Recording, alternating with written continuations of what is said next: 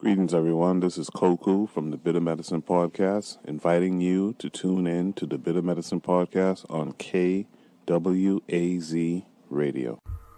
Peace, family. This is Oni, inviting you to listen to the pro-black perspective, where black problems are addressed with black solutions. Greetings, fam. Tune in to The Learning Curve with me, the revolutionary matron on KWAZ Radio.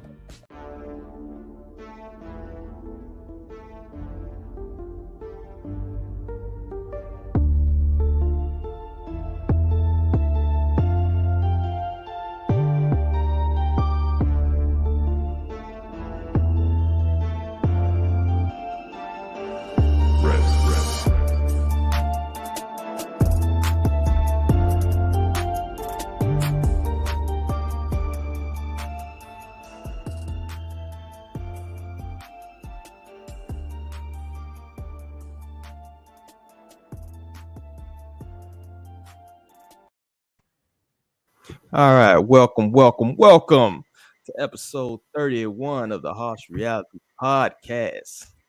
Y'all guys, excuse me, I'm on color people time right now. All right, get my script up. And first off, I'm joined by my esteemed co-host. First off, we got the homie coming fresh off his 45th battle with the Rona, Mr. El Miguel. What's going on, El?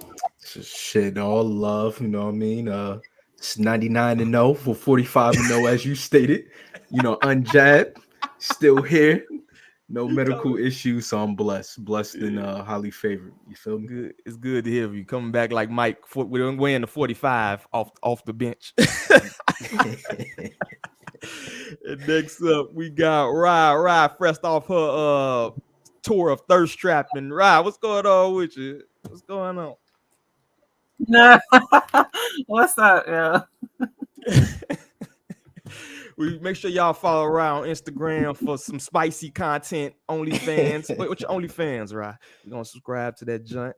I'm just playing. Let me stop messing with that mother right there before she hit me with a frying pan or something. Hey, And unfortunately, I got no Lero OnlyFans. has some obligations, but she may be joining us in the chat. Go ahead and get them coins, young lady. But disclaimer, let me throw that out there. By no means do we claim to be experts, just everyday people with a small platform. Here to add our 2 cents to the various subjects we plan on discussing today. Also, make sure y'all go follow us on Facebook, Instagram, and Twitter at The Harsh Reality Podcast. And before we start, we got to shout out to KWAZ Radio family. Make sure y'all subscribe to the Bitter Medicine Podcast, hosted by Goku. The Pro-Black Perspective, hosted by Oni Tasei. The Learning Curve, hosted by the Revolutionary Matron. Forecast Radio, it's like the Wu-Tang Clan, bro. I gotta take a breath. Brother Bakari and the African Man, hosted by Tanzan. Shout out to Tanzan. I was on her joint last week. And lastly, we on Patreon. Please donate, and of course, all proceeds go to upgrading the show and providing the best content we can for loyal listeners. Also, if you want to drop a message to us, let us know we're great, or let us know we suck, or want to drop some, show topics, hit us up at theharshrealitypod@gmail.com. Now, without further ado, let's get into the topics. The first thing we got, this therapist, this young black lady, she was fired for talking kind of spicy about black men, in which we got some feedback and she got some lashback about that, ended up getting fired by a job, I believe. And a lot of people are talking about it, which I don't want to be the dead horse and talking about her, credibility as a therapist, but we can go into that if y'all want. But I kind of wanted to take a different route and be like, kind of is therapy overrated? Is it a result of us going away from spirituality, getting into the, psychedelics and things like that?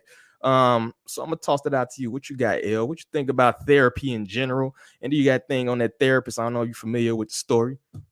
Yeah, I did some research upon going live today. And I had therapy when I was like 12. I believe my mom took me to therapy.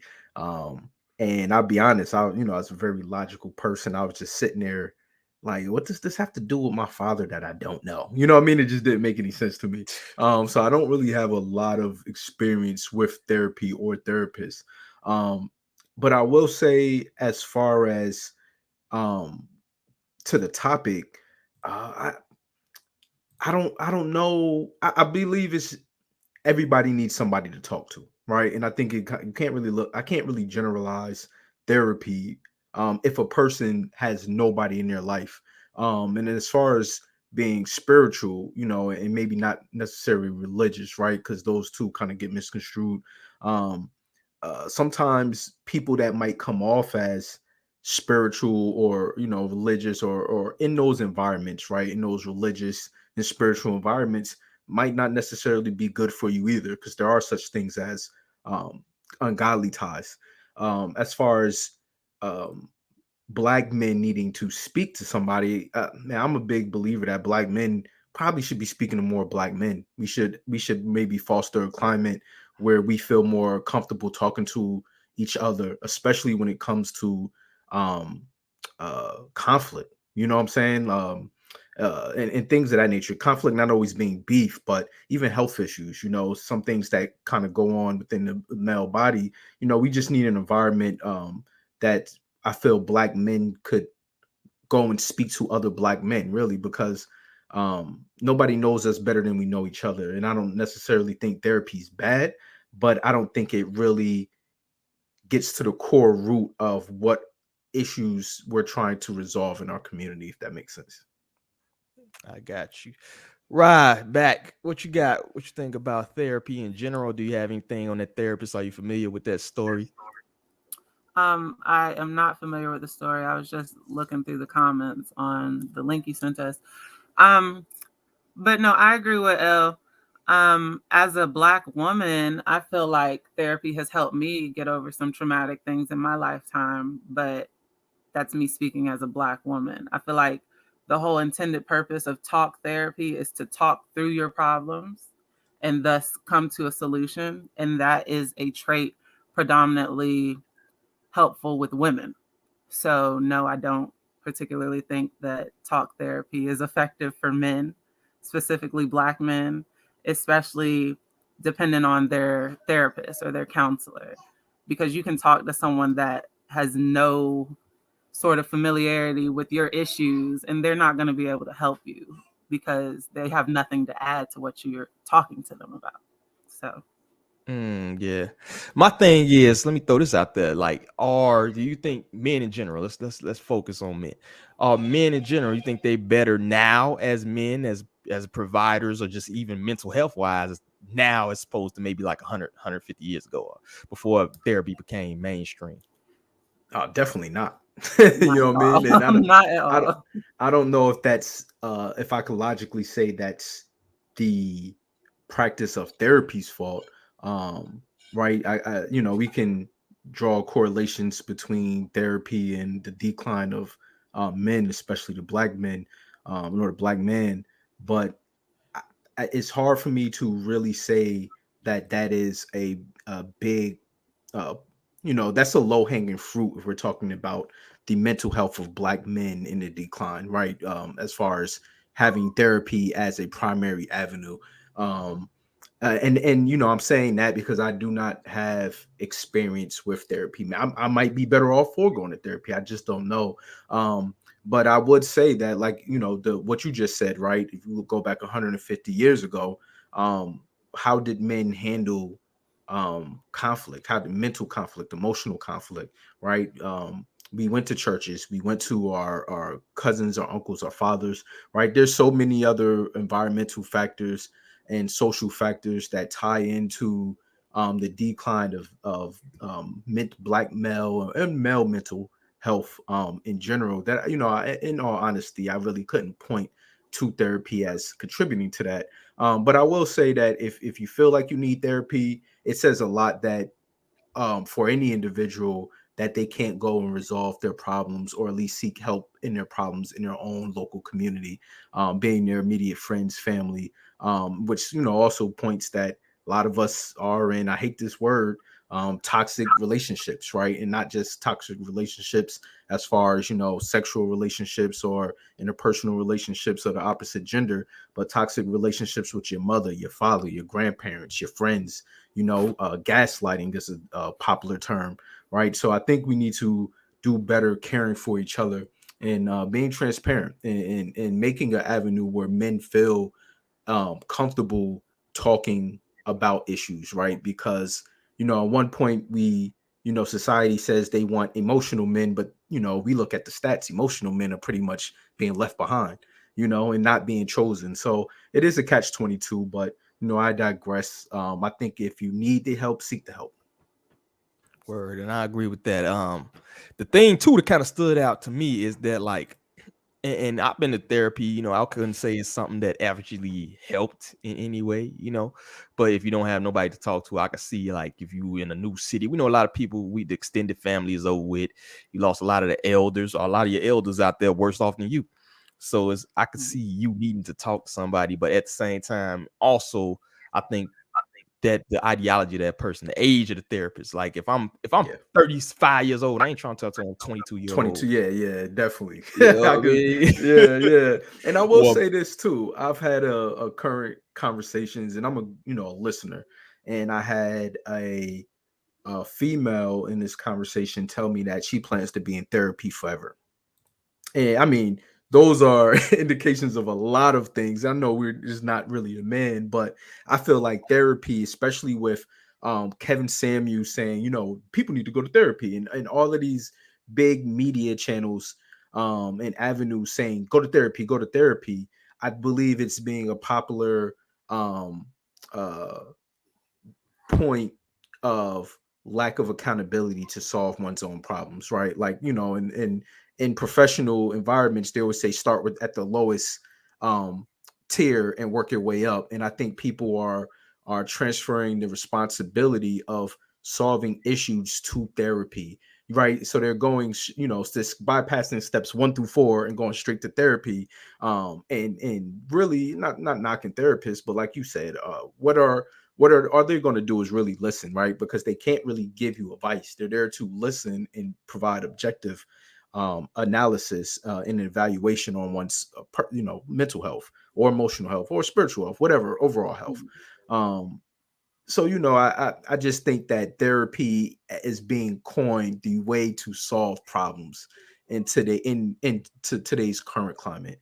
I don't know how anybody else feel about that, but I've heard therapy mentioned on ESPN, on every other yeah, I almost was just about to media. get into that. It's become mainstream. Yeah. You know what I'm saying? And like you said, it's like to me, it's like physical therapy, right? If I go to physical therapy, I ain't supposed to be in physical therapy forever, right? You're supposed to either help me get right, get back strong, and then I move on, or you give me the tools where I can do it on my own. And it's like you have to go to mental health services forever. Like they supposed to give you the tools to me to be, but that don't make money. What make money is you coming in here every week and getting this therapy, whether you need it or not. It's almost like a tune-up. They treat it like like you every 6 months you got to take your car to Jiffy Lube. Yeah.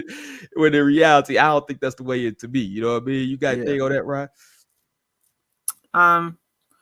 No, just reiterating what I said earlier. Like, it's important to, like, I don't think therapy doesn't work. It's just you have to find what works for you. There's other forms of therapy than just talk therapy, and different therapists do different things and have different methods.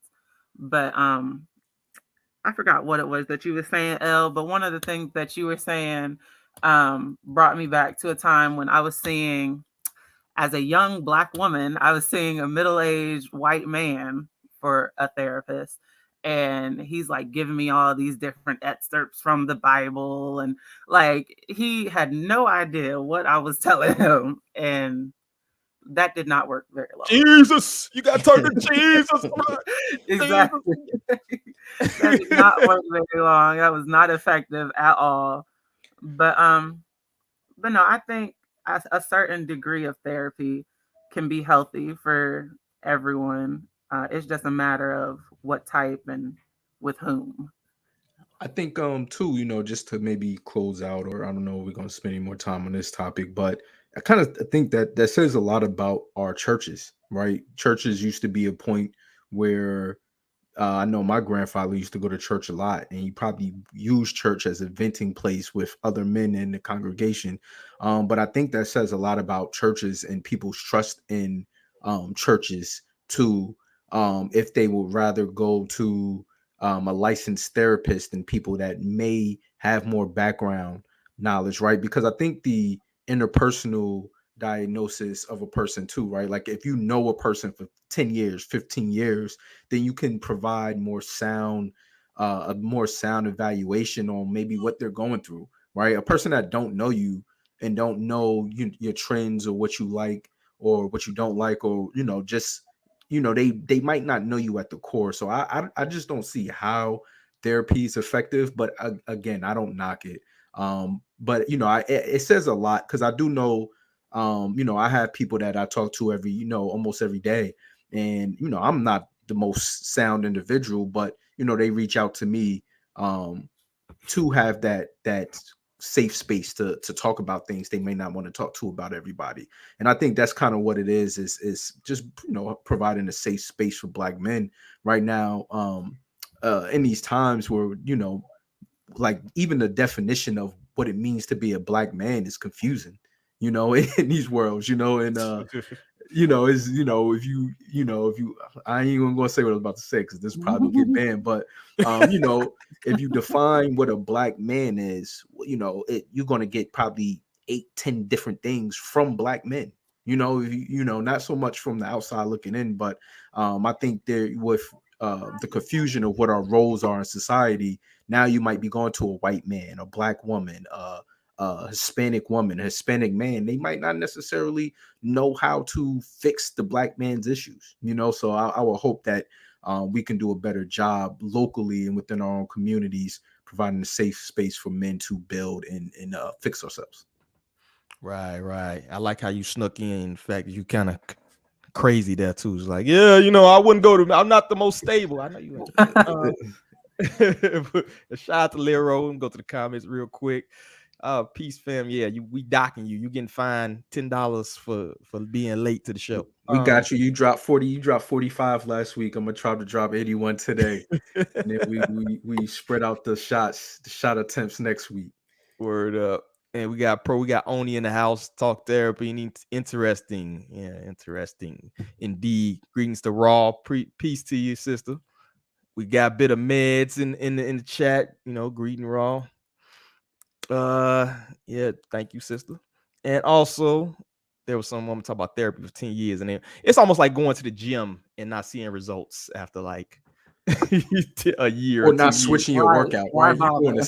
You're doing the same workout and just refuse to switch or do something else, right? Like, it's crazy. Get a trainer or something. You obviously what you're doing ain't working. So let's go into our next topic, which is the IRS hiring more agents. Getting more agents and funding. Should middle income folks be worried? They tried to say that they're only going to go after the people making more than $400K or some number like that, I believe. Yeah, right. Yeah, we know that ain't true. Yeah, what you got, bro?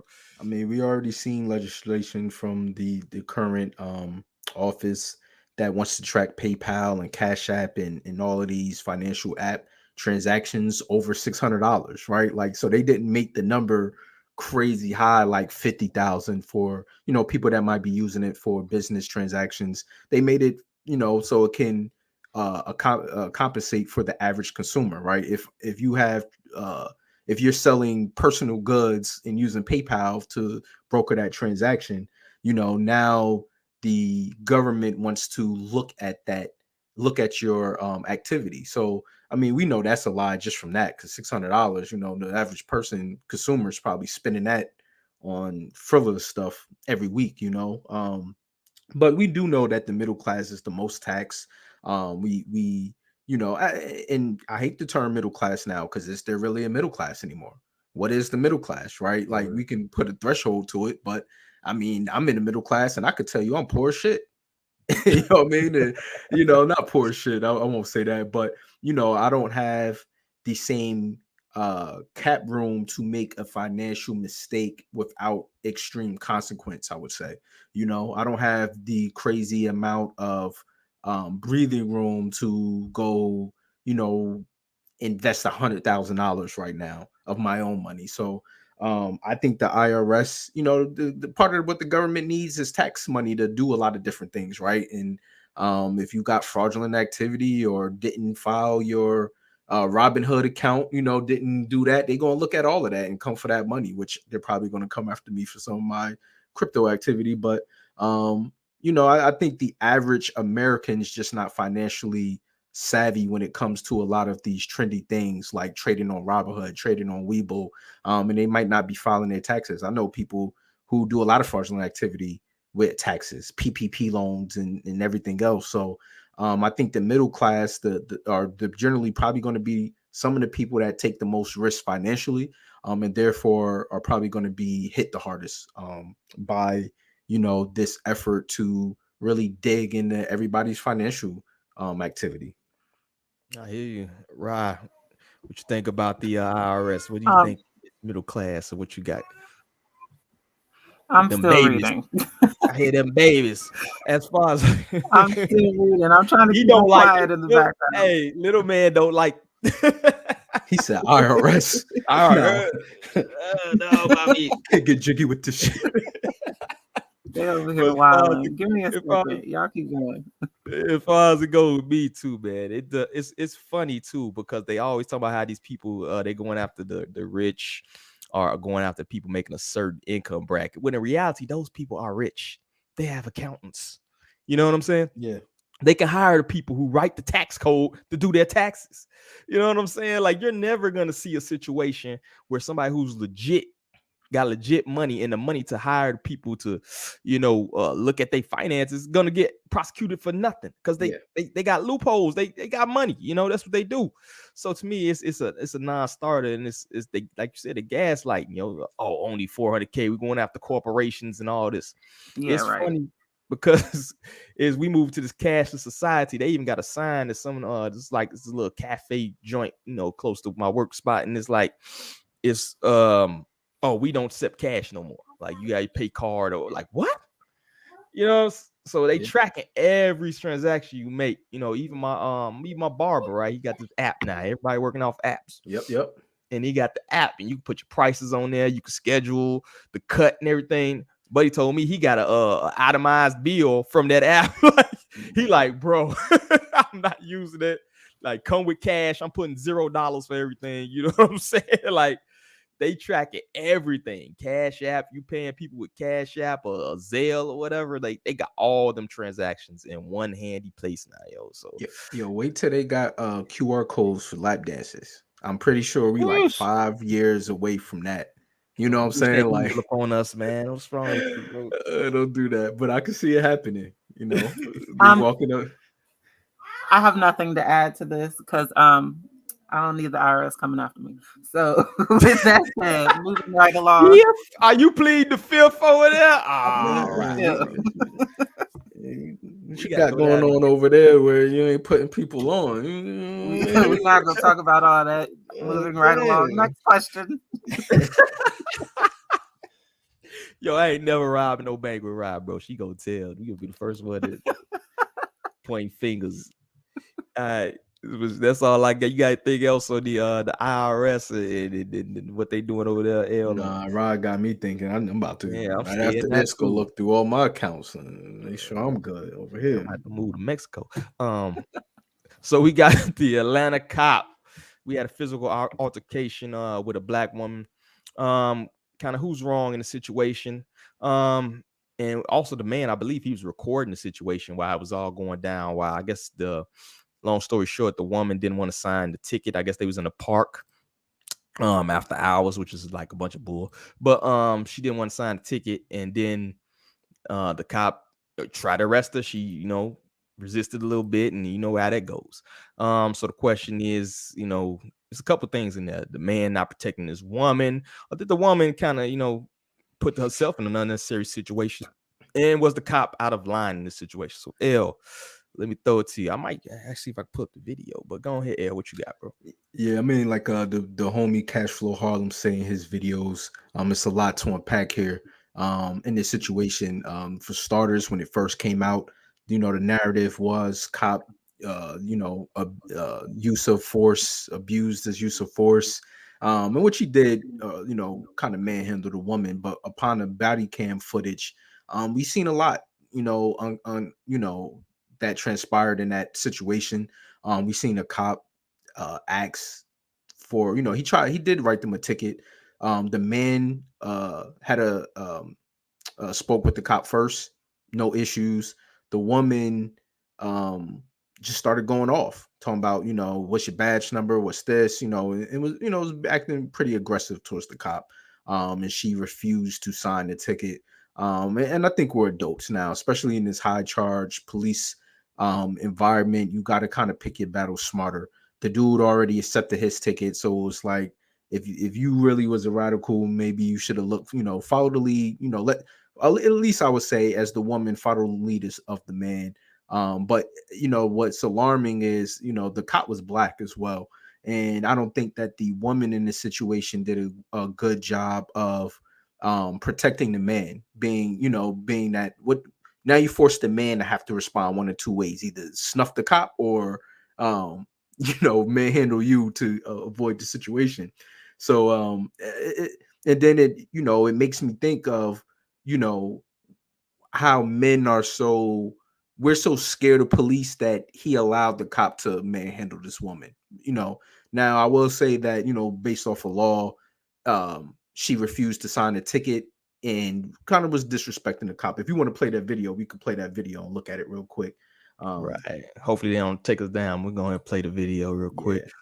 Now, an arrest at a local park. Let me know if y'all can hear it. Police are explaining why an officer felt the need to use force while arresting a woman. You see the video right here. It happened Sunday night at Shady Valley Park in Northeast Atlanta. In the last few hours, in fact, tonight, police released body camera video showing what they saw from their perspective. Anyway, Candace, tonight you actually went through. You could hit the pause button real quick. Yeah, there's a lot to see in two different angles here. Now, I've never seen body cam footage released that quick. They released it upon hours. I just want to throw that out there. Right. I just want to throw that out there. They released body cam footage within hours. You already know they felt pretty strong about what they were trying to show to the public. But we can keep it moving. We can keep it pushing. PD saying that the officer saw that woman and the man in the park after hours. The officer issuing a ticket requiring the woman to sign, and that is where this viral video picks up. I know, but I'm going to. Put your hands behind your back. Mr. Brooks, I'm going to. Put your hands behind your back. Sir, you don't have to resist. It's the video seen thousands of times in the past 24 hours, showing Angel Geist trying to speak with an officer who was attempting to cuff her before she's thrown to the ground, her hair wrap ripped off in the process. I'm so scared. My God, please. The video is shot by her. They're petty. Now APD releasing the officer's body cam video of the incident. What's going on? How y'all doing? Crazy, buddy, just speaking on recording. camera with Channel 2. Yeah, Not her hair wrap ripped off in the process. Explanation of what happened, I ain't mad. He on his Jill Scott trying to take a long walk in the park after dark. City parks in a 5-day period. Since Angel was cited and initially refused to sign the ticket, APD saying the officer made them physically arrest the individual. Going on to say she began actively resisting his efforts. This resulted in a physical altercation as the officer attempted to place her in custody.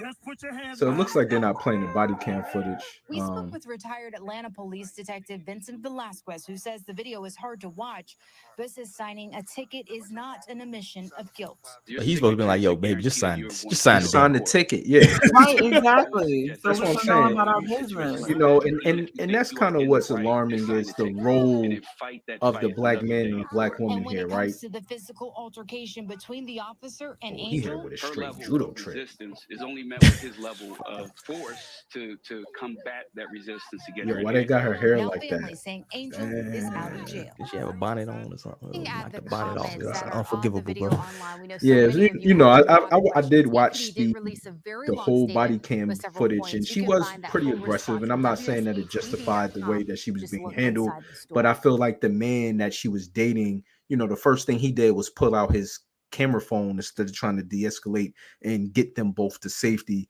I just feel like this is part of the problem of our community where as the man, tell your shorty, be quiet, let's get in the car and go. Sign a ticket, I'll pay it. You know what I mean? That ticket could have been no more than $100, right? Yeah. And and you letting your lady escalate this situation and put both of y'all in danger, right? What would happen if that was a white cop?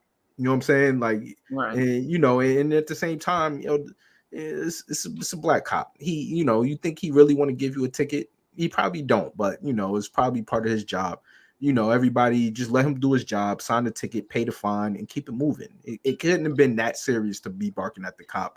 especially Right. given this high charged environment where we know cops is ready to slam you in your face or shoot you, and I just feel like as the man, like if anybody's wrong in this situation from the top down, I would say it's the boyfriend or the man that was in the park. First thing he doing is pulling out his camera phone instead of trying to secure his shorty's safety. Especially because he was the first one that dealt with the cop. He should have, as soon as his old lady started barking, he should just say, yo, I'll pay the fine, sign the ticket, and I got you. Right. And I just kind of didn't like that behavior from the guy in that situation. What you guys kind of think about the scenario? Yeah, I agree with you wholeheartedly. Like, as a man, you just got, bro, we're gonna fight it in court. This is a bull charge. Just go ahead and sign the little ticket and we'll fight it from there. Because now you're giving a reason to arrest you. You know what I mean? Like, the one thing you don't want to do in the cop situation is give them any kind of reason to arrest you. You know what I'm saying? Do what the people with money do. All right, cool. We call my lawyer. You know what I'm saying? Do what you got to do. Call your lawyer. Then, get that dumb stuff done. And like I said, you in the park after dark, bro. What's that? You maybe a $25 ticket or whatever. You know what I'm saying? Now you facing resisting arrest and you got your bonnet knocked off on public television. Got you looking real childish, pulling out the camera phone. Like, what are you doing, officer? Dude. Like that might have been your side dude. Now your main dude know that you in the park after dark on the Jill Scott tip. You feel me? So it's just no good can come out of that situation. Just go ahead, sign that joint, leave me alone.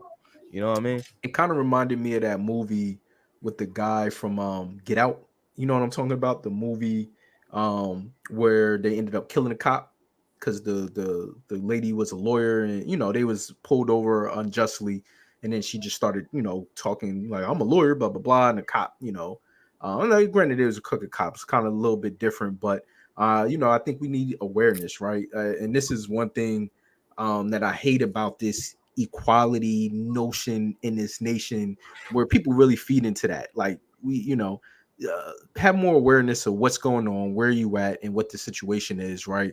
And make the best make the smartest decision. Not saying you don't have rights, but understand, right? Like, those rights aren't going to stop you from getting beat the hell up by a cop.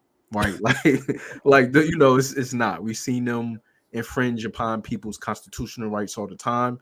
It wasn't that serious. Go home, talk about it, and take your love, or whatever they was doing in the park on their Joe Scott.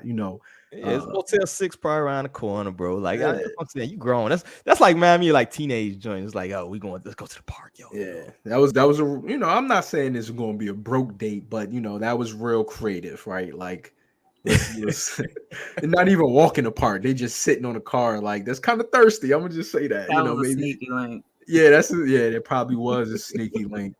But that's even stupid if it was a sneaky link, because he recorded it and now his phone is. That's whole video is probably used as evidence. So now your main chick probably mad at you, like, yo, but you was in the park, boo-booed up. You know what I mean? It's all kind of crazy. Shout out to Oni in the chat. One time I was in a friend's car and the police came to check his tail light, and he told me not to say anything when the police showed.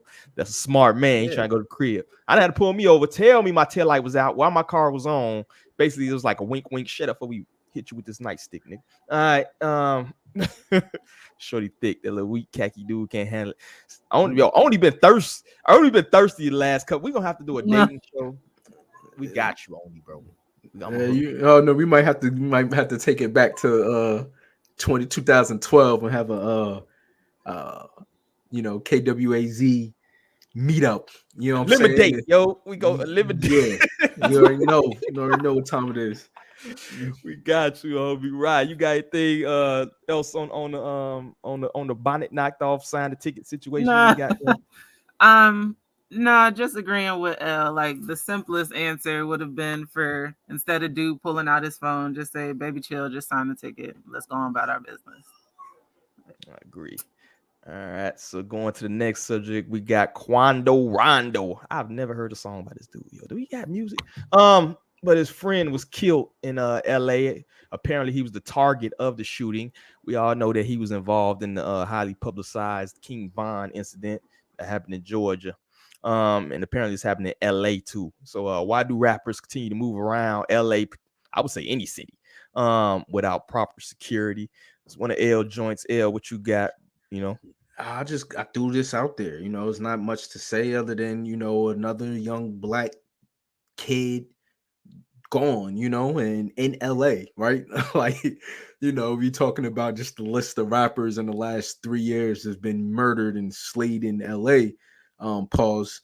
The list goes on, and these rappers and young kids, aside from rappers, I hate to just say rappers, entertainers, people, you and then also too the type of energy that you put in the world. I'm really not a big fan of. I do listen to music. I don't really listen to Quando Rondo, but I do listen to a lot of this enabling music. But I'll say this music in today's generation just feels soulless, right? And it's not the same, right? If I go back and listen to All About the Benjamins, right, that was hardcore rap back then, and All About the Benjamins wasn't really even like it is now. We went this new kind of drill rap, and for these kids they not really outside like that. They outside, but they don't have no reason to be outside. And I don't understand why these rappers keep moving around LA like it's sweet out there. I don't know what LA really is on. But how they killed Pop Smoke was crazy. Nip died in his own hood. These rappers continue to get shot and targeted, and I just don't understand why they move like they put out the energy of I'll kill you at any time, but then they move around with no security, no guns, and no protection. Like it won't come back to them, and it's just kind of sad to see that kid might have been like 23, 22. Like I have a son, and seeing these things, it triggers me because I think about my son's just at a gas station and somebody light up his car. You know what I mean? And I just don't know in this hip hop industry, especially at these record, it's kind of crazy. I guess what I'm trying to get to is that these record executives don't do anything to protect their artists. It almost seems like they don't care. So they let them put this type of music out there, give them a bunch of money, and then let them go on their way. And they'll probably make more money if Quando Rondo would have passed away, or been shot. They probably would have made more money off of him. So it's just kind of crazy where this hip hop and rap industry is going, and how they're really taking advantage of a lot of our youth. It's kind of sad. It's really sad and soulless. Right. You know what? I was thinking too, man. A lot of these dudes, man, can't really afford security like that. That's why they carry an entourage, Yeah. I want to say one of Quando Rondo's homies got killed in the incident, which probably what his job was. You got your blunt roller, your little security dude, whatever. Shooter. So, a lot of these dudes is kind of pump faking, man. I was looking at listening to his interview, Hitmaker, aka Young Berg. We all know his story back in the day where he was, his chain went on world tour after it got knocked off his neck, and you know what I'm saying? He reinvented and rebranded himself, which is a most successful rebrand I probably ever seen. Yeah, definitely. But one of the incidents they was talking about was he was recently meeting up with Mano, I guess, who had beef with him, and he was like, "Yo, that dude," he said, the smallest dude was talking to Berg on the interview was like, the smallest dude had him was 6'4", 250. He said the biggest dude probably like 6'8", 300. Like he got that bread. He got that money. So he got them people with him, and I think a lot of these, mid-tier rappers and stuff, they may flex like they got it like that. But I don't who can name a hit from Quando Rondo? You know what I'm saying? Maybe it's out of the generation. Maybe we aged ourselves, but I think we are, because I don't know.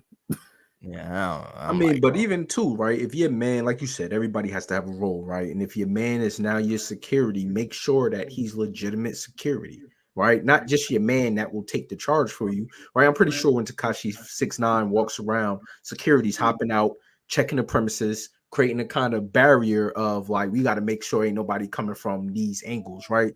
Like that's doing actual security functions, right? And on top of that, man, get these dudes in the gym.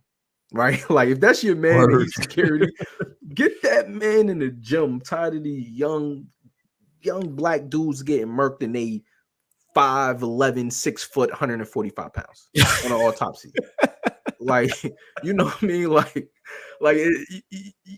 that's why, it says a lot. Not saying that you got to be a swole dude or you can't be legitimate, but like, man, it's a thing of aesthetics, and you know what I mean. And if that's your man's, get him a LA Fitness lifetime membership and a personal trainer so he can, get your mans ready. You know what I'm saying? Like get them right. If they gonna be security, make sure you provide them the tools they need to be legitimate security and not just a meat shield for you. Understand. I just hate that especially with this drill music, right? And not outside of really Chicago. It is because there is a art imitating life factor, right? Where we do sensationalize it, and it's not to blame it, but I'm more blame, right, these music companies where like we look at young Thug case, right? And when they bring up his net value was only like 8 million, right? It might be he might have more monies elsewhere, but going through a Fed case, that ain't really a lot for what he going through.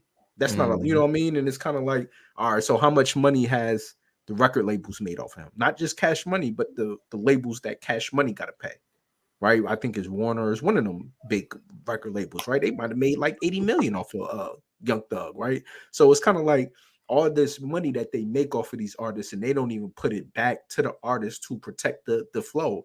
And it's almost like a direct, like a blatant slap in the face of, we don't really care if you die or not.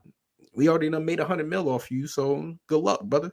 And the black, I don't know if it's, I don't know the interpersonal relationships. I don't know these people personally, but there has to be some kind of like hip hop school, right? When these young dudes come in the industry, hey, this is how you move. Yo, Diddy, bring King Von and them into a room and tell them don't mess up the bread. You know what I'm saying? Like it gotta be, these vets, these OGs in that industry they gotta find a way to rein in these young boys out here. You know what I mean? And before it spill out into the street like that. And not to say that had anything to do with King Von murder, because it probably didn't. But we need to be protecting these assets, right? It's unfortunate that they are assets in the light that we look at them. But I mean, if he's generating millions of dollars, why he can't get private security? You know what I mean? Like, not saying he probably want private security, but come on, man, we just got to move a lot smarter. But with that situation too, at the same time, it might be some people not even affiliated trying to get on, trying to kill you because they know that will bring the clout. Like, I can go to this dude. This is the clout generation, unfortunately. That part. You know what I mean? So it's like you might just get hit just because somebody know they can maybe flex that into some fame or flex that into trying to get a record deal off, going to these people. Now I can go to Dirk and be like, yo, I knocked off, woo. You know what I mean? But ain't that crazy though? Like, you know what I mean? You do it. Now you go make a record kind of admitting guilt. And we seen what they trying to do, right? They're trying to, and Jay-Z's trying to pass a law to keep them from doing it, but they're using people's music to as evidence to bring up charges against them, right? So the labels don't get charged for promoting the music and being an accomplice, right? Because in all actuality, the label should be an accomplice to whatever they get in charge with. And the labels make all the money while the artists take all the, the labels are transferring the responsibility of these crimes and these untimely deaths to the artists. And that's crazy. That's insane. What Big say, you're nobody till somebody kills you. You know what I mean? Yeah. You worth more dead than alive. Like, I think I only put that in the chat. Yeah. Big facts, bro. Yep. Shout out to Raw too. Them labels get paid when they die. And now they don't got to pay you.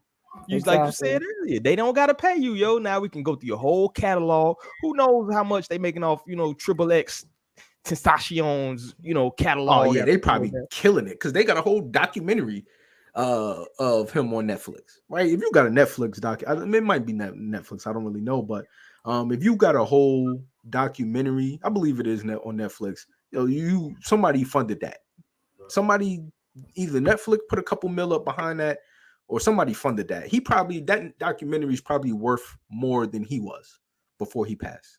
They got whole people YouTube followings, yo. I watched the whole documentary, and I'm from Chicago. This dude with a British accent relayed the whole old block Tuckerville beef, person by person, every murder. And I said, this is good, and that also shows they studying too. Yeah, they studying you, yo. So we put our business out so much, and these other groups, all these other demographics, Italians got, they mafia, which is, you got the Irish gangs and all this other stuff. But we the only people that seems like your whole way your organization moves is mainstream.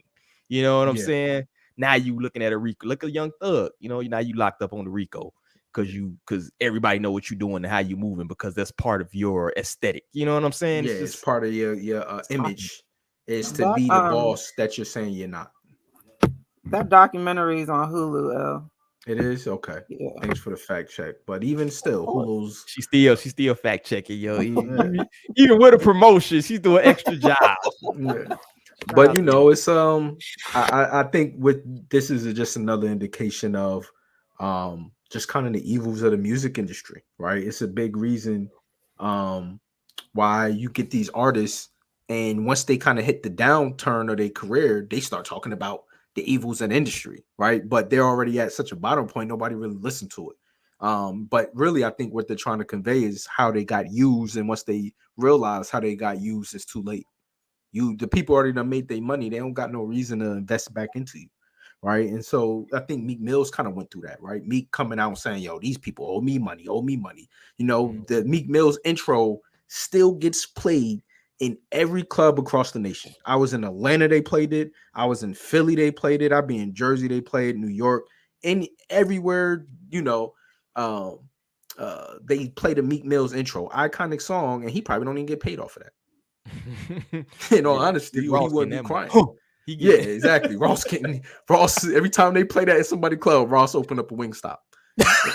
You know what I mean? And Meek, sitting in jail, doing, what I mean? He probably went through that, and he realized that, this is, that industry is just crazy. How we the only artists, like Jim Jones said something that was some real shit. Jim Jones was like, rapping is one of the most dangerous professions in America.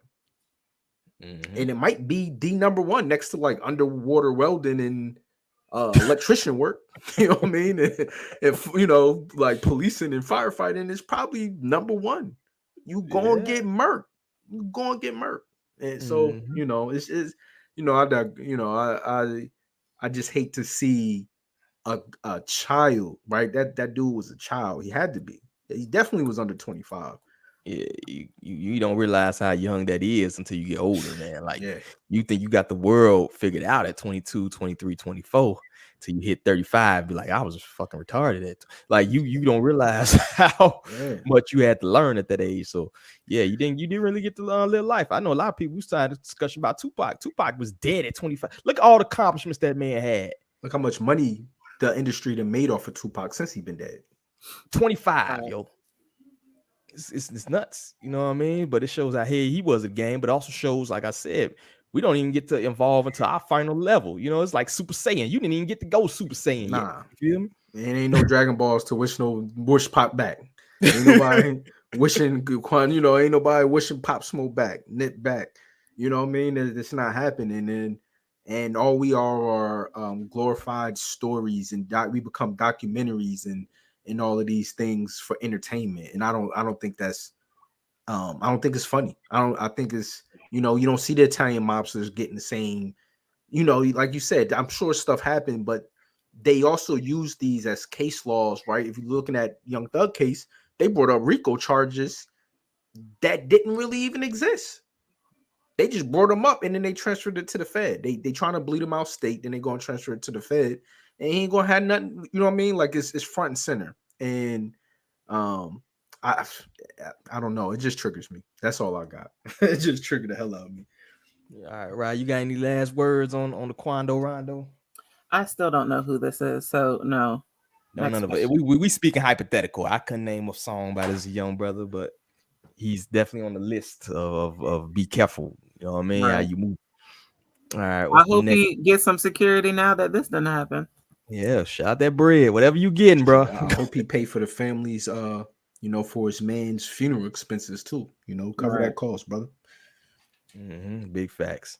So now we got Deshaun Watson. We go into sports. Deshaun Watson. He originally got a suspension for 6 games for I think he was he had a crazy amount of lawsuits. 22 civil lawsuits, settled 21 of them. One of them still going.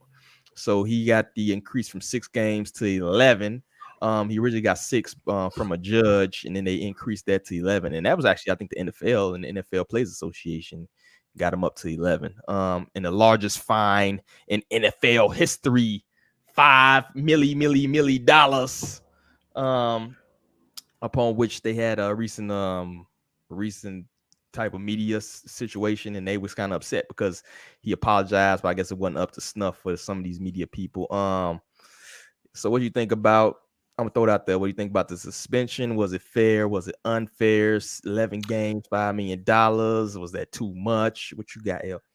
And I'll be honest, you got to kind of remind me. I know I've read here and there what happened, but what exactly was he being accused of exactly? Was it sexual assault? Was it grape? What, pull up the story here. You know, because I feel like he got hit with $5 million fine and 11-game suspension, right? Which they don't get paid if they don't play, right? So it's probably looking upwards of like 8 to 10 million, unless that 5 million is the 11 games, right? Like, I don't know how that's broken out. But if it's like sexual misconduct, I mean, he wasn't. Yeah, I think it was like harassment and something else. It was nothing criminal. Let me pull it up. Yeah, you know, and sexual that's misconduct and assault against 2 dozen women. So, I mean, if he was found not guilty, right? I know he settled, right? But settling to me isn't an admission of guilt. Really, that's just, I want this to go away, right? And I'm not saying he didn't do anything right or do anything wrong, but I guess I would say I kind of like that they're policing their own players, right? They have a much like the military, right? You have a code of conduct that you have to adhere to, whether you on work or off of work. So I guess that's kind of a good thing that you're trying to hold their players accountable. But I would say I would like to see the owners just as accountable when they do stuff.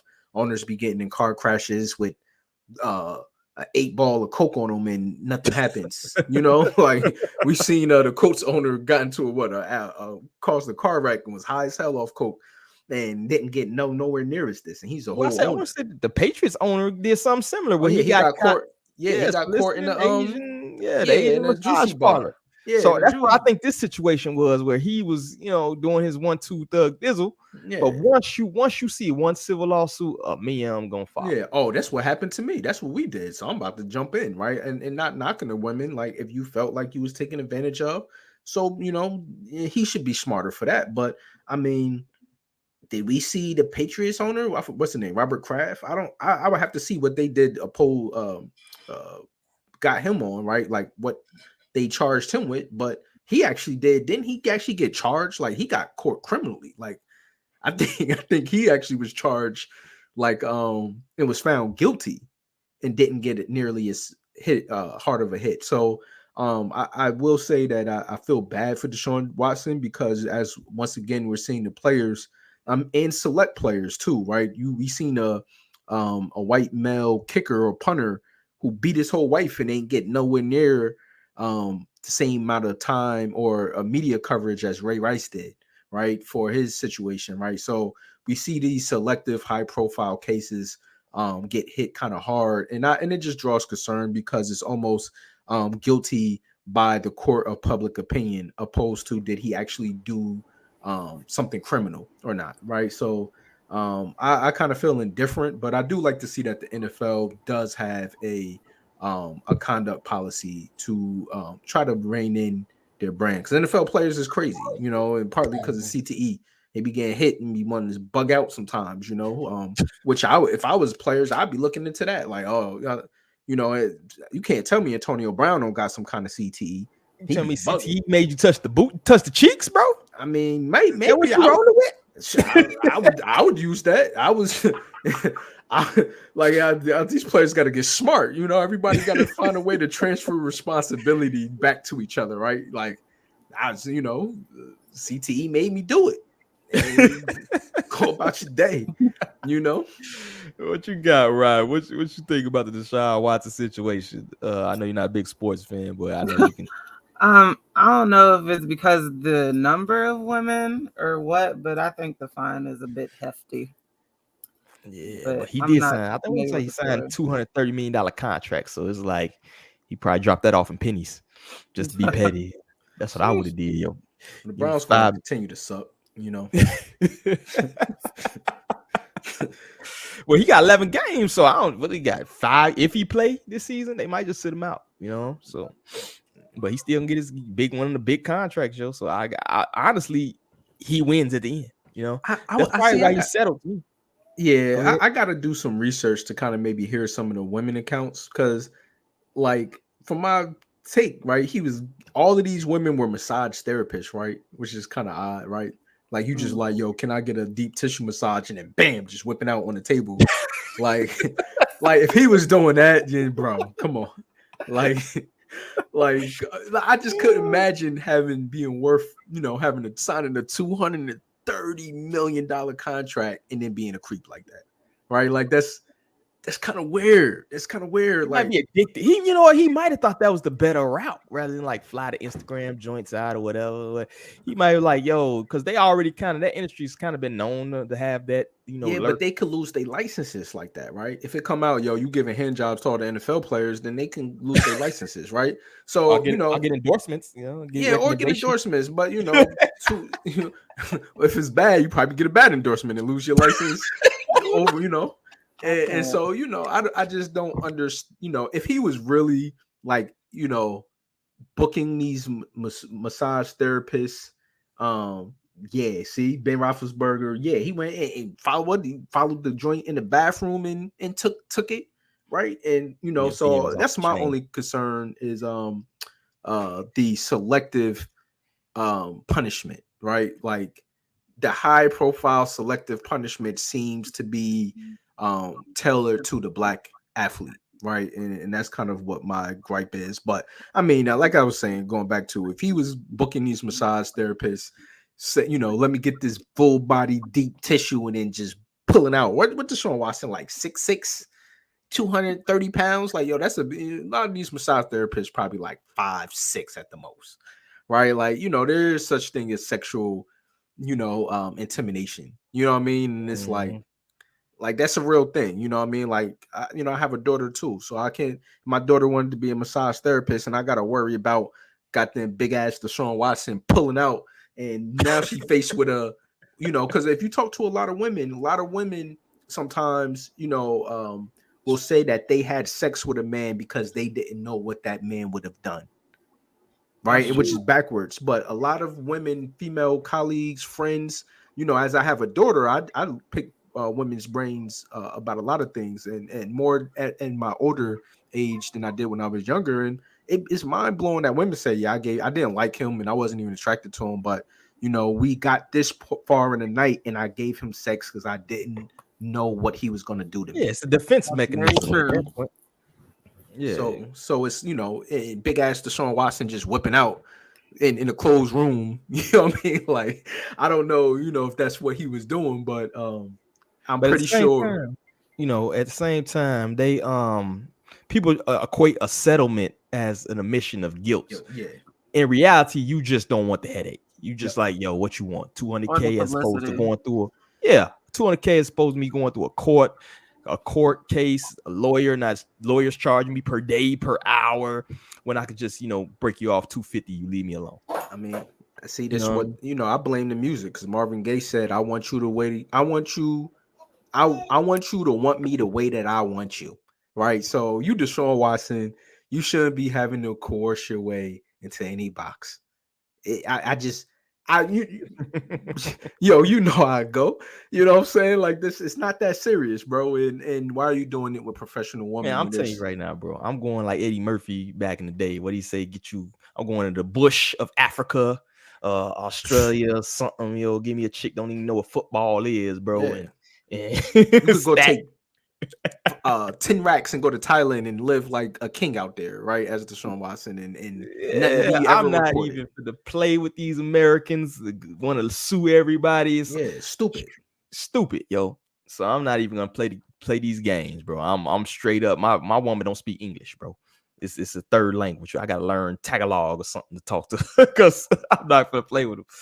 Right? You got anything else on Deshaun? Or we gonna move on? We can move on. Yo, let me ask a question though before we move on. So, if somebody was to have a Deshaun Watson jersey, right? How do you think they would be perceived? Where they at though? Maybe I do. I might record. I might get a Deshaun Watson jersey, wear it in the bar, and see. Just look at the reaction. You know, You see gonna what get somebody. a Browns jersey in general. I might bro. get a don't know. Texans. I might get a Texans. Yeah, I'm about to say, bro. No, you I don't ain't wanna go definitely out not there. getting no Browns, but I get a Texans jersey, and just to see what people say. I'm pretty sure there's going to be some heroes. You take that jersey off. Don't touch me, bro. I'll shoot you with this Purple haired RoboCop. liberal with pronouns in the name on Yo, throw it. Trying to get you, bro. I got some big shit. You know what I mean? Jesse, you want to see some big shit? You know what I mean? You gotta be you know what I mean? I'm just curious. I always, as an engineer, I like to kind of see how things play out. Man, look here, bro. You over 6 foot, over 220, yo. Ain't nobody gonna say nothing to you. I'm 5'11" and a half. But But I am way over 220. That's like the magic number. Anything over 220 is like, all right, let them walk. But yeah, I'll post about it later on. Yo. But let's go to the next joint. We got redlining in 2022. Apparently, we had a black couple who went to get their house appraised in hopes of a refinance. And who over there beeping over there? Yo? That must be L, bro. Nah, that ain't me. I wonder what that is. That I got an iPhone, bro. That shouldn't sound like a T-Mobile wing. You got a droid over there, right, yo? Me, my bad. Turn your droid off, bro. Yeah, that's me, my bad. Don't do that. That must be that sound like a Nokia, yo. That's a cooking timer. That's a Next. sneaky link. That's the sneaky link ring right there. All right, I'm just playing. We're gonna leave you alone. But we had a couple, like I said. They went to get their house appraised in hopes of getting refinanced. And apparently one company, I think was $470 something, and they paid $450-ish for the house. And they went to another company, went to $750K, but they had a white colleague of theirs pretend like he owned the house. So is that is it redlining in 2022? Is that what that is? Is it racial discrimination? What do you think, L, bro? What you got on this? Yeah, it's definitely a redlining in 2022, right? And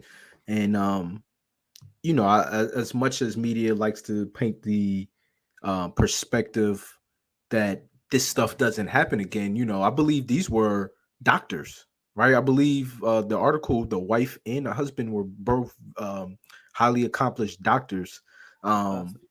And the other part of it, that the mortgage company refused to refinance their home as well, right? And so we do know that if anybody's familiar with real estate in the BRRRR strategy, right? Buy, rent, refinance, repeat, I believe is the last one. That is a great way to generate passive income and set up generational wealth. It's a proven strategy in real estate, right? Buy, rent, refinance, and repeat. And the fact that they probably had the capital, it's two things, right? The one company went to the house, probably seen pictures of black people and said, oh no, we're going to jerk them over. And then the mortgage company failing to refinance them for whatever reason, right? And the fact that they went to their white counterparts and got a $300,000 increase in their evaluation is just mind-blowing. But I think it is something that we as black people need to pay more attention to, right? Because I know a lot of especially maybe older black people and people that just don't know anything about the home buying process and finances, right? Because as black people, we are kind of illiterate when it comes to financial literacy, but the people are still out here doing stuff like this, right? And $300,000 is a lot of money to be losing because somebody just don't like the way you were born, right? And I think it's just crazy. 2022, still having to deal with redlining.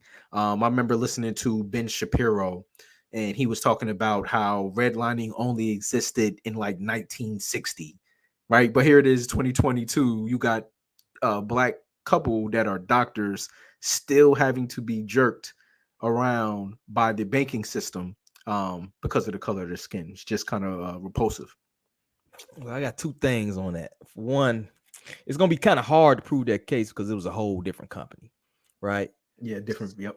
Yes, and appraisal is kind of 300K is crazy, but appraisal is kind of a thing where it's like, all right, this company might say this much, and this company might say that much, and you kind of go in between.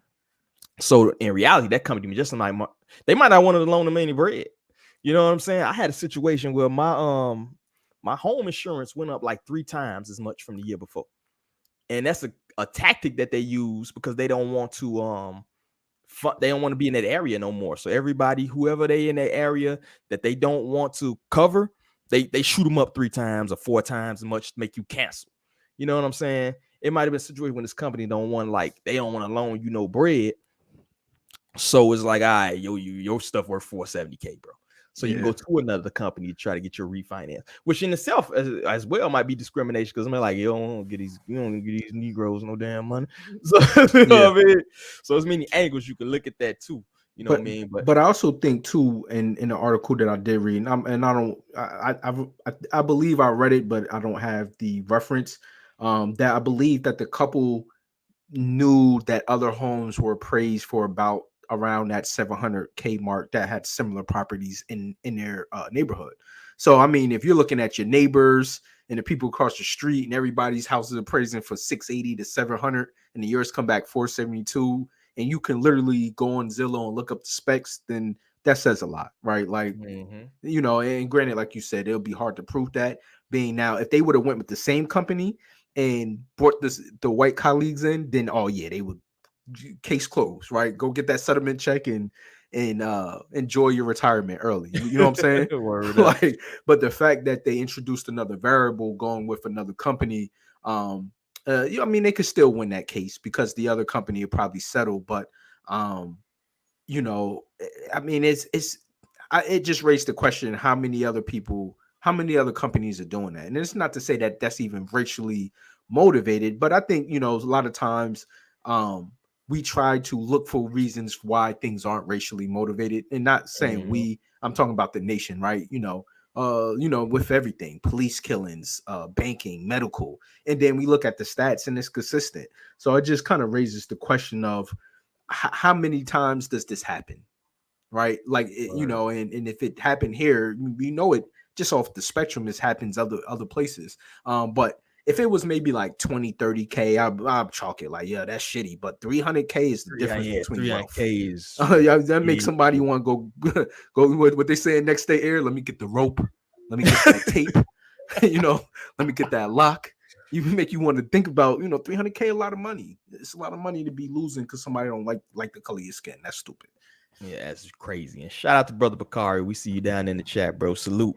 Ryan, what you got? You think this is a racial discrimination with redlining in terms of this discrepancy appraisal, or what you got on that joint? I don't doubt that it is, but all they got to do is reschedule the appraisal and schedule a group of white folks to come jogging through there and work with that. Well, I think that's what they did. They had one of their homies come through. I think they knew somebody else, and he pretended like it was his house. I guess they took the picture down. Yeah, they call it whitewashing the house, which I've never heard that term until I researched it on YouTube. But they removed anything that would indicate that the homeowners were black. And that's crazy. Yeah, it is crazy. But that's kind of like when we like a little off talk, but that's kind of what my thing is too. Is like the reparations argument is like, okay, let's say everybody gets 350K, right? You still have to buy whatever with that bread. You feel me? So it's like if you don't own the means to production, it don't matter if they give you $2 million, $3 million. If I don't want to sell you nothing, or I'm gonna jack up the price ridiculous or whatever, you still screwed. You know what I'm saying? It's so when you don't control the means of production, when you don't control the ultimately the finances or whatever, I can give you a 3 million fiat, and motherfuckers could be like, I ain't selling you shit. Like, I'm not giving you nothing. Like, that Cadillac that was 50K, because it's you, Tyrone. 150. Tyrone. Well, I just went through that. I was looking at buying the LC 500, right? They gave me a deal. I went, they had the bow wrapped on it and everything. Went in there, they jacked that joint up about 6K extra. And online, it was a person price. I'm like, so where's the 6K difference at? And online, this is the price. Oh, well, we don't control the online posting. So you don't post your stuff online to market to sell the car. You know what I mean? And so, they seen me probably thought I couldn't afford it and then tried to jack up the price. You know what I mean? On some, oh, we got this ignorant black dude. He just gonna buy it. You know, it's like, nah, that $5K a lot of money. Well, I know you put that in military. I did this on my own social experiment, yo. Go to a car dealership in your uniform and go to your car dealership with the do-rag and the t-shirt, and you'll get a whole different experience, yo. Yep, definitely. It's nuts. You know what I'm saying? Like, even now you have the situation where a lot of people growing their hair. I'm growing my hair out, stuff like that. It's like the treatment you get as a low cut with the veteran hat, as opposed to we see them little button dreads on your head, yo. It's interesting phenomena. You know what I'm saying? Well, you know, it's crazy because like I am, you know, kind of bigger guy right now, not fat, but I got some extra love on me, but you know, I'm kind of a muscular guy, right? So when I walk around, people just think I'm an athlete. You know what I mean? Chains on, you know me, I'm always dressed to impress. And I get received like I'm a professional athlete. If I'm in New York, what you play for the Jets? What are you, a boxer? You know, all the time.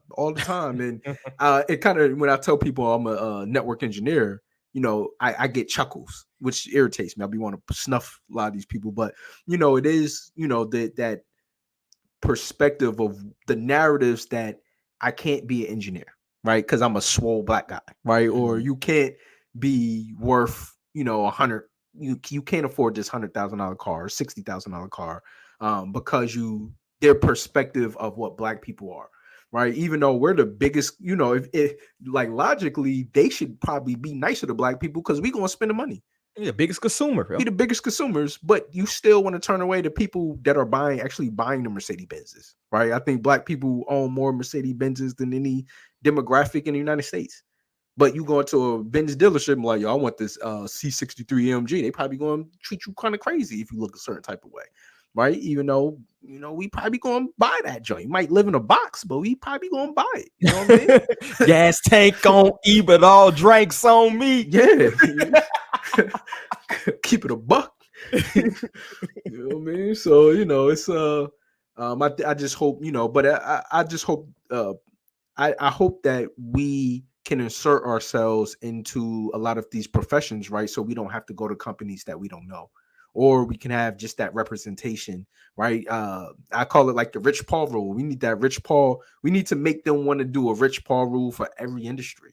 You know what I'm saying? You know, and if people that don't understand what I mean, LeBron James' friend Rich Paul became an agent, and the NBA said now you need a degree to be an agent, right? Because he's going to pull the business from the people that look like him.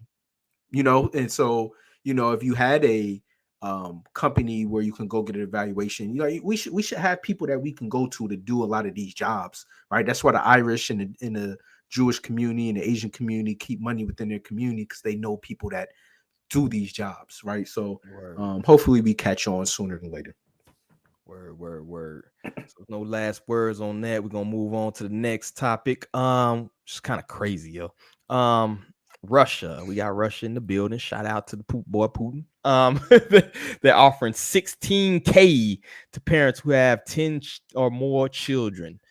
Is they fighting the depopulation agenda? Is it a power move? Is this white people making sure they have more white? Hey, what's going on with that joint? 16K ain't a lot for 10. Yeah, I was about to say, is what they food situation over there looking like? Because that ain't enough to bust off 10 of them joints. Well, I don't know what the cost of living is over there, but 16K ain't a lot to me.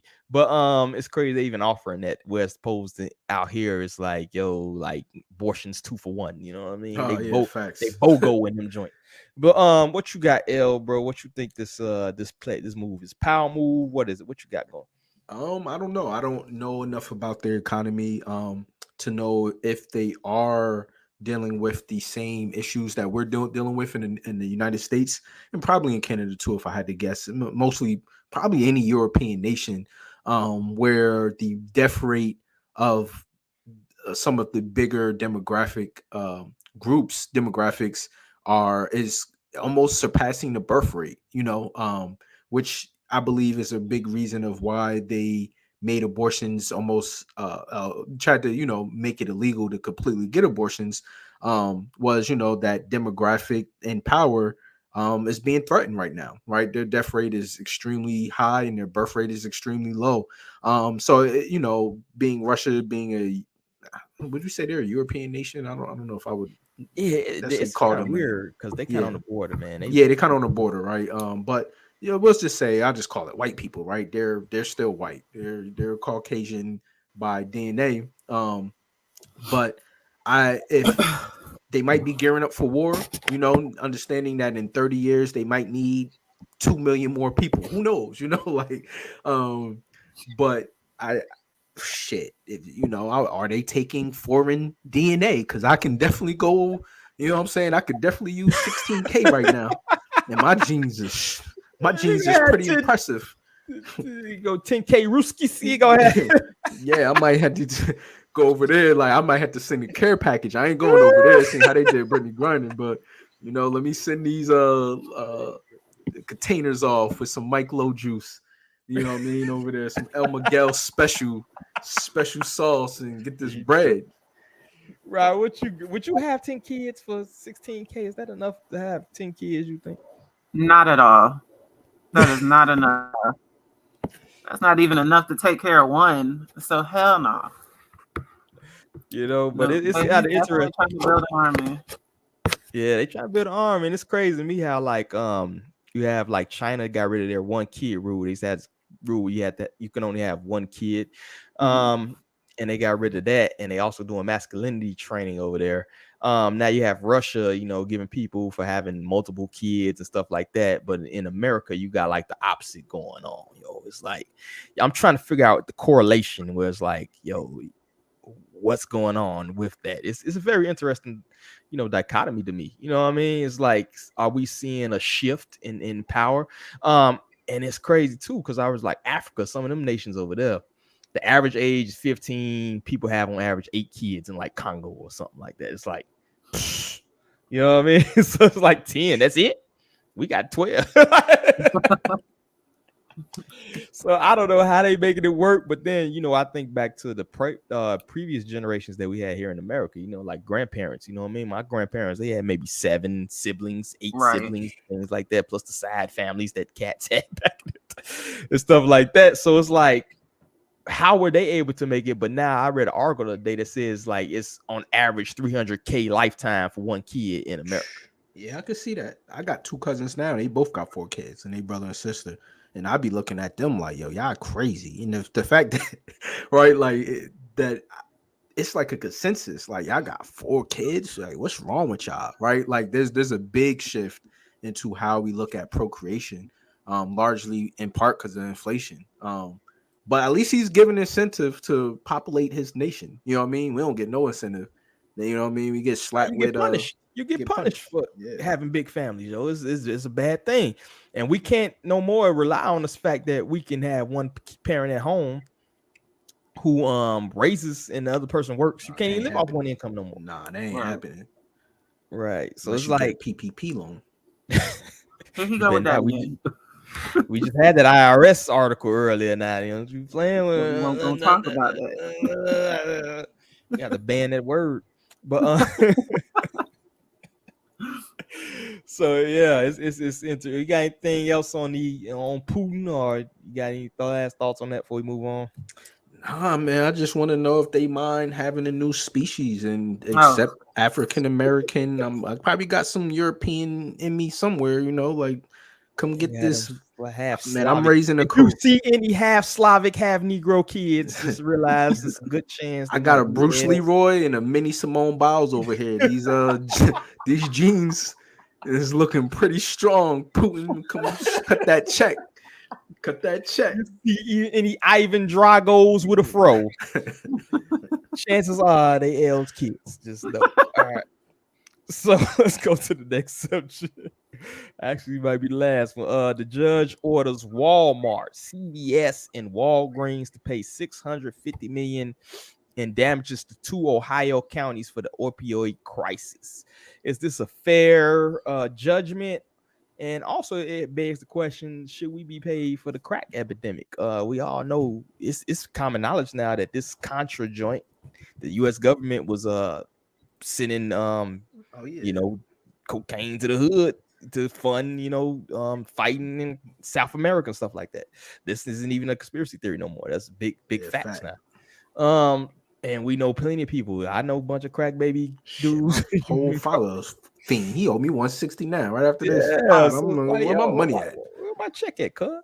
So, there's the L, bro. What do you think about that? And should we get paid for the crack epidemic stuff like that? What you think?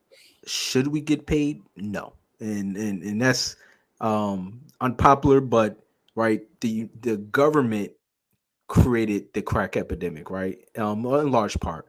Um and so um there's nobody else to transfer that responsibility to, right? Like the government transferred the responsibility to the distributors of the opioids, right? Being CVS and Walmart, which is crazy to me, being that it has to be FDA approved for them to even sell it as at how they're selling it, right? So the fact that they're being ordered to pay out 650 million, which is a drop in a bucket, just the two counties, it's kind of crazy. So for just case law purposes, I would say no, because who do you sue? You're not suing the United States government for opioid crisis, right? When you got a president that's saying, let's go spend taxpayer money on crack pipes so people can get high. Like that's just not gonna. Yeah, yeah, with crackhead son, right? So in reality, that wouldn't even be something to even fight for, to even pursue. But would it be nice to just maybe get something to help mitigate some of the damages that the U.S. government how they help contribute kind of the downfall of not just communities, right? We're not just talking about the infrastructure, but we're talking about the home infrastructure, right? My father was a fiend, my uncles were fiends. It really drove the man to the streets, right? And if ain't nobody ever seen fiends and crackheads and heroin addicts and all of that, these people be out of their mind. It's not even a matter of can these people coexist and raise children? A lot of these children probably be way better off without these people in the house, right? And not just the fathers, the mothers too. But we do know that the power structure that the black women have now is in large part that they had to be single mothers in the households where the fathers were locked up and completely destroyed from these hard drugs and these opioids. So yeah, would it be nice to get a check? Yeah, it would definitely be nice, especially for our generation who were the direct, probably first generation of crack babies, right? Like if you were born in the 80s, you were definitely probably a crack baby. And let me take that back. Some people might be like, I ain't no crack baby, right? I ain't no crack baby. I ain't no crack baby. My parents never did no crack. They probably did something, right? Like it just nobody knew what crack was gonna do to their communities, right? And didn't even probably know where it was coming from, right? I'm pretty sure if you look at the downfall of the Black Panthers, right, what part of it was like these dudes were strung out on drugs and was being fed drugs from the government, right? So yeah, it would be a nice turn to get a check to say, hey, we understand your community has been identified as one in which we help perpetuate its destruction. Here's a check, right? But then it almost what that check will look like. It wouldn't look like much. You know what I mean? So they couldn't pay back. They couldn't even quantify the amount of money they would owe the black population, right? They don't have that money. They don't have no money now. So they would have to owe us trillions. So would it be nice? Yes. Should we get it? No, because it won't come from nowhere, right? So and we're not gonna do nothing with it. Let's just keep it a buck as our black community is kind of just not organized. That money will go to Ben's, Jordans, and diamond chains, right? like just keeping it a buck. So that's just my take. Yeah, right. What you got? You in terms of I agree with L. Would it be nice to get a check? Of course, but I feel like that conversation leads us right back into the conversation of reparations. Like, what would that check look like? Who would that check specifically go to? How would you determine eligibility for receiving such a check? But they say communities too, right? So we all know what that means. Going to the government. That's going to the local government, which means a couple people might get an actual physical check, but the rest is going to go to paved roads, right? It's going to go to maybe better street LED street lights, policing. It's gonna go to what they would say is infrastructure, but it's just hard to say, right? The U.S. government part of, and this is going to sound blasphemous, but part of what makes the United States great is that we do fraudulent shit. If you you got to think like the fact, like if and this is I spent some time in Djibouti and I was very inspired. Those people over there don't have electricity, they don't have running water. You know what I mean? So the poorest person in the United States is generally way 20 times better off than third world countries. Mm-hmm. And so in order for us to somebody made a good crazy statement on Joe Rogan podcast, but he says, I feel like people that just don't want to set up and enjoy the spoils of war are kind of crazy. And I kind of agree with that, right? Like we already kind of get paid. If you drop a lot of people off in a third world country and say survive, they're going to die. They're going to die straight up. Like, I was in Hurricane Michael. I lived through that in 2018 in 3 days in that neighborhood. Well, I was in San Diego, so I didn't live through it. But when we came back, our neighbors had an ECP in our neighborhood and took arms. 3 days without no electricity, and people went crazy, started kicking in doors. You know what I'm saying? So you take the average person and you drop them off in conditions that people live in every day, right? Without like what we call bare necessities, being internet and electricity, and they wouldn't be able to survive, right? So I just don't know what even getting a check would do when our infrastructure is so much more superior than a large part of of the population of the world, right? Like, we see where money goes when Black people get it. We see where it go. We see the YouTube videos of people asking for GoFundMe's because they spent their PPP loans. And right? We're back. Just call it what it is. It's financial literacy, bro. It's financial literacy, and then also it's kind of a distinction too, because this is coming from a private company back to their local government. The thing people don't realize about the government, right? The government is not a money making entity. Their money comes from taking it from you, or borrowing upon the labor of your future children, etc., etc. Well, so law too. Yeah, they make laws to take. Yeah, like you said, they're gonna take it. Yeah, they're not selling a product. They're not, providing a service upon which you pay for or nothing like that. They're taking your bread and deciding what they should do with the bread. And once your bread run out, they're gonna start taking your kids' bread. Now they taking your grandkids' bread, right? They borrowing upon the labor of your kids at this point. You know what I'm saying? So when you talk about paying an entity from the U.S. government, you're essentially talking about the tax, which you are the taxpayer. So you're essentially saying, I want my money now as opposed to in the future or my great grandkids' future, so I can, do what I got to do now. But you're not going to use that to build wealth. We already know it. You're going to use it to blow it off. A lot of them. You know what I'm saying? And this is the thing that killed me too. Like when I see a lot of things, it's like, we had the Tulsa situation. It's two survivors of the Tulsa massacre right now. They still trying to fight to get bread for those people. I said, bro, it's 40 million Black people in America right now. 50 cents a piece. It's $20 million. Here goes a check, ladies. Sorry I had to 50 cents a piece. Here, go get you a bag of Cooler Ranch Doritos. And you can't even do that. Word.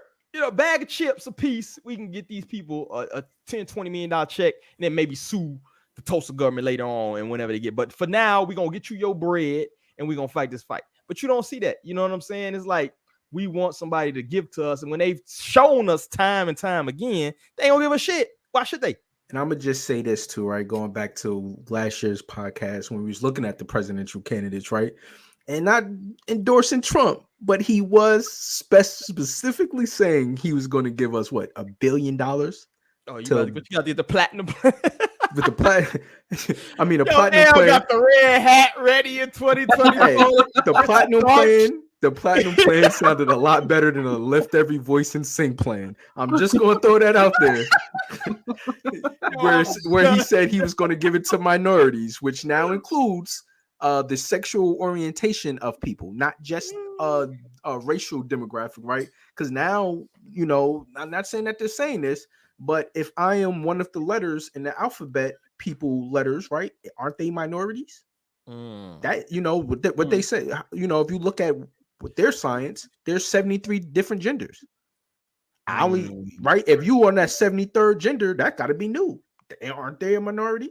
So looking at how we really wanted that bread, like come on, like that was $1 billion straight to black people. You know what I mean? And yeah, he that was kind of indicative of what I know black people in the 90s used to love them some platinum. You know what I mean? Platinum chains everywhere. Trump was running with all the rappers and athletes and entertainers in the 90s, right? We going to name this the platinum plan because black people love some platinum, But at least I'll take that over the lift every voice and sing plan. Got us singing slave hymns. You gonna name it after slave hymns, That's why I'm singing at the gas pump right now. Lift every voice. Facts. Right. You know what I mean?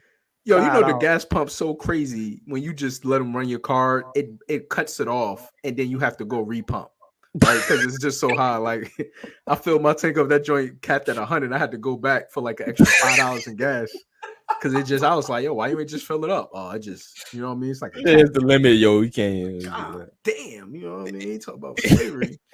Shit, I'm glad I work from home. I still be hurting if I had to drive every day. Bro, I'd be. Heard. Yo, check that. Make sure I hit like too, man. If y'all watching this video, make sure I hit it. We trying to beat the algorithm. But you got a quotable, bro. We're gonna have to put part of what America great is we do fraudulent. I'm putting that on a t-shirt, bro. That's the damn truth. I mean, gotta embrace it, right? Like, yo, L dropping the merch. We missed the quotables. Oh, did I throw the ride? Right? You got anything on the 650 million? I just said what I had to say. Oh, my bad, yo. My bad, yo. He over there. He started drinking early. He said, "Oh, we back. Let me pop that bottle, little kid." Man, I am never doing the podcast over, yo. That's blasphemous. So we got African Americans have the chance to industrialize the Caribbean, also affect Africa if they are smart about it. Yeah, that's one thing too. I kind of relay to people is that the consumer hub is going to be in Africa, man. If I relayed that the average age and the growth in population is going to be over there, so if you want to invest, that's probably the best place to invest. Yeah, you just follow suit with China. That's what China's doing right now, right? They pretty much are setting up infrastructure wise in China.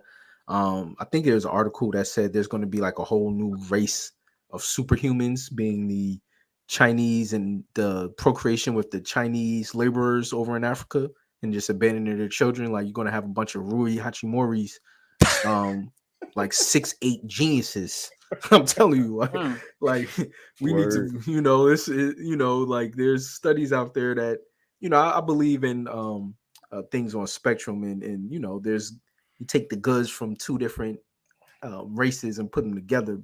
Boy, you take a Nigerian, because one of the things about Asians when you look at them in the Olympics that they're just physically, you don't see Asian track runners, you don't see Asian high jumpers, you don't see Asian basketball players, right? Like there's a genetic not deficiency, but now you introduce the black gene into that might be kind of crazy. I'm just saying, so it might be, maybe I don't necessarily think they're over there for raw natural resources. I believe in Hollywood kind of tells us what they be into, and the movie Get Out was a prime example of what the real prize is, and I believe it's the black gene. Can I get an amen? Amen. Amen. All right. Well, we got some of these used to be crack babies finna use their money for crack. Let's be honest. Right, they about to go have a fentanyl smoothie. I think they probably gonna spend it on Molly or something, like maybe some fentanyl smoothie. Let me get that mango kale. So no disrespect to the crack babies. Yo, Oni, yo, shout out to Oni. Make sure y'all go. Oni is wilding, yo. Yeah, he wilding. We had to get him on the panel one day, yo. What else he got? The platinum. Oh yeah, swing low. Yeah, I like the platinum playing a lot better. So if we don't have anything further, that's all I got for this episode. So I'm gonna throw it to my co-host. Appreciate y'all coming through. Shout out to Lero, yo, getting them coins over there. But throw it to L first, bro. You got anything you want to plug, promote? No, I got some things in the work. I'm just trying to do my part to educate myself and enhance my financial literacy. Looking at real estate, You know, and I'm still pursuing my master's, right? So if I'm missing a couple episodes, it might be because I'm busy. It's not because I don't love y'all. And I'm very interested in maybe we could do a video session. You know what I mean? I think it's time. You did a year straight and nobody knows the face with the man. I don't even know how to repost videos on Instagram. So I got to do my best, do better on my part to understand the technology, which is kind of crazy, DA, because I want to say I remember a time you was like, I ain't getting no Twitter. That's for, you know what I mean? I ain't part of that Twitter generation. And now I don't even know how to redo reposts. Man, bro, I done fell off like wet dope. But now you ain't gonna say you fell off. You just say you evolved. I'm not gonna say you fell off. This is part of the times. That's true. And I'm down for the visual joint. Like I said, I don't know, Raj, you know, she got all them babies over there. She might not Don't do that. Don't do that. But I'm down next episode. If y'all want to go visual, man, we can. I mean, they already got all my DNA. Everything is out there in the world, so I don't even care at this point. So we can definitely do that. We'll have discussions about that. But Ryan, you got anything you want to plug? You got any new goings on or? Not quite yet. I'm working on something, but just give me some time. Not quite yet. I don't know if I can even promote what I'm working on because it's not really progressive. I'm not gonna lie. I might put it out there. I mean, it is progressive if you understand who I am as a person and know I'm just trying to get a bag out of it. We understand you. Maybe maybe we might talk about it. You know, I tell all the time, like this is the hood of KWAZ, bro. Like we embrace the ignorance. They might not like this one. I think some people will like it. I might even talk about it. Maybe have an episode and I kind of talk about some of our business ventures of what I'm trying to do. And then maybe might even get some help in it. You know, I will say I do respect. I am married. I do have 2 kids. If you see me on camera, please, and your girl slide in my DMs, I will not respond, and I probably will expose her. Be respectful. But you know, we can do some collabs. Part of what I'm doing, I do need female talent, and I am looking for models too. So yeah, but you know, I be having a lot of things, and I don't even got a big social media presence. But I meet people, they want to slide in the inbox and get me in trouble. Be all kind of craziness. You get yourself in trouble, bro. And make sure y'all check out the Forecast Radio tonight at 8:00. I will be tuning in as well, man. Shout out to Oni, man, keeping the chat lively, yo. You know what I mean? Shout out to Oni, he tripping. But on behalf of everybody here at the Harsh Reality Podcast, I gotta say peace, love, peace out. Greetings, everyone. This is Koku from the Bitter Medicine Podcast, inviting you to tune in to the Bitter Medicine Podcast on KWAZ Radio. Peace, family. This is Oni, inviting you to listen to the pro-black perspective, where black problems are addressed with black solutions. Greetings, fam. Tune in to The Learning Curve with me, the revolutionary matron on KWAZ Radio.